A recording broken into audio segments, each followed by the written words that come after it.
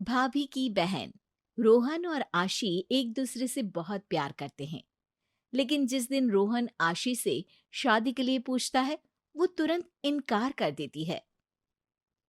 रोहन, मैं तुमसे बहुत प्यार करती हूँ, लेकिन दीदी की शादी से पहले मैं हमारे बारे में कोई बात नहीं कर सकती। आशी के ऐसा बोलने पर बात वहीं दब जाती है और उसके कुछ दिनों बाद वो अपनी पढ़ाई के लिए दूसरे शहर चली जाती है।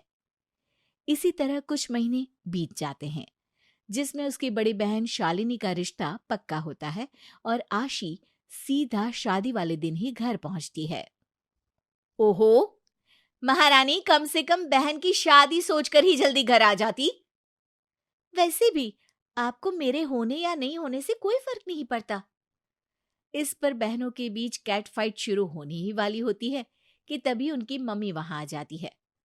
तुम दोनों कभी शांत नहीं रह सकती। आज मुझे कोई ड्रामा नहीं चाहिए।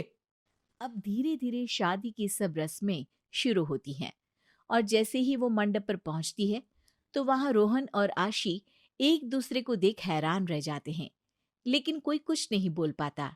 जिसके बाद शालिनी की विदाई होते ही आशी घर पहुंचकर रोहन को फोन करती है। तुमने मुझे बताया क्यों नहीं कि जीजू तुम्हारे भाई है? अरे मुझे खुद नहीं पता था कि भाभी की बहन तुम हो।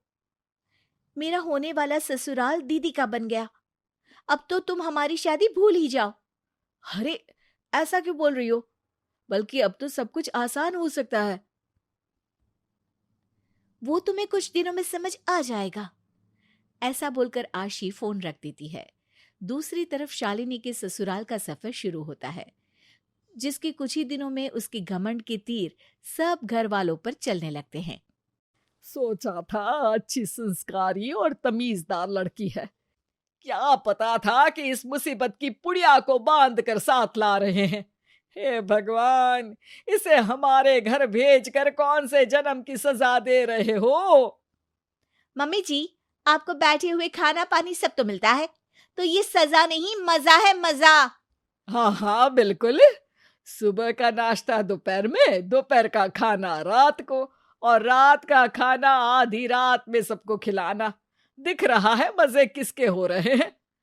ओ प्लीज, मुझसे ज्यादा बिजी लाइफ किसी की नहीं हो सकती। सीरियल, पार्लर, शॉपिंग, इन सब के साथ आप लोगों के लिए खाना बनाना। अरे पता भी है आपको इन सब कामों के बीच में कितनी थक जाती हूं मैं। ये कहकर शालिनी वहां से चली जाती है और अपनी माँ और भाभी की ये बातें सुनकर रोहन को आशी की बात समझ आ जाती है। आशी सही बोल रही थी। ऐसे बिहेवियर के बाद माँ का भाभी की बहन के लिए हाँ बोलना मुश्किल ही नहीं, नामुमकिन है। अब क्या करूं? ऐसे ही दिन और दिनों के साथ महीने बीत जाते हैं, जिसमें घर वाले शालिनी के व्यवहार से बुरी तरह परेशान हो जाते हैं।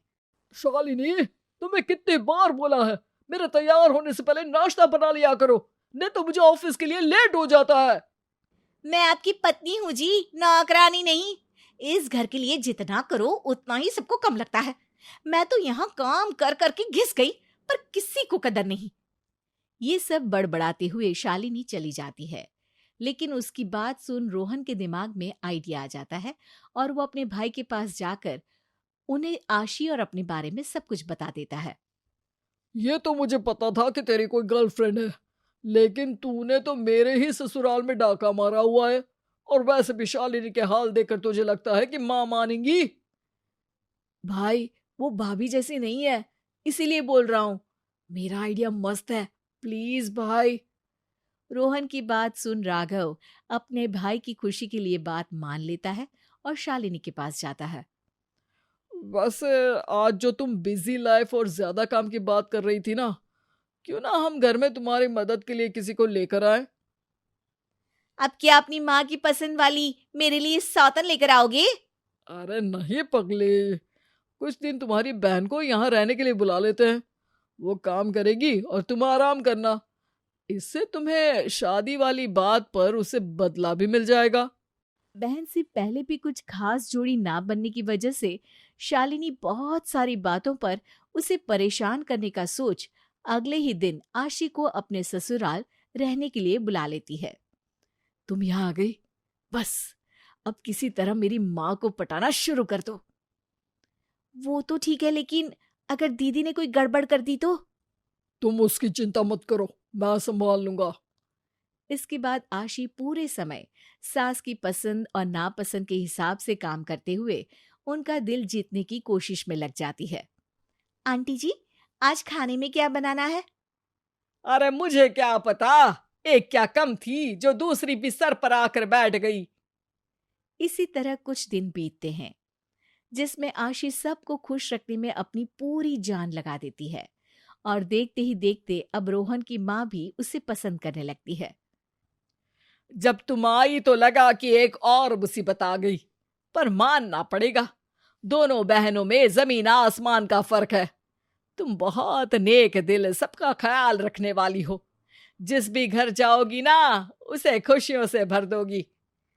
माँ की ये बात सुनकर राघव मौके पर चौका मारते हुए रोहन और आशी की शादी की बात छेड़ देता है, जिसे सुन कुछ देर तो सब सकते में आ जाते हैं, लेकिन कुछ देर बाद आइडिया बुरा नहीं है, कम से कम एक तो अच्छी बहू मिलेगी। और इसी रजामंदी के साथ रोहन और आशी चट मंगनी पट शादी कर लेते हैं।